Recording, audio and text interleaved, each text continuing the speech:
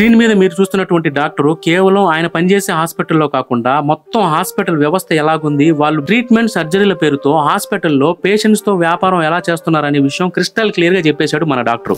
Doctor హే yeah కిసి insurance agent కి తరహ quota పూరా కర్నే వాలే సేల్స్మెన్.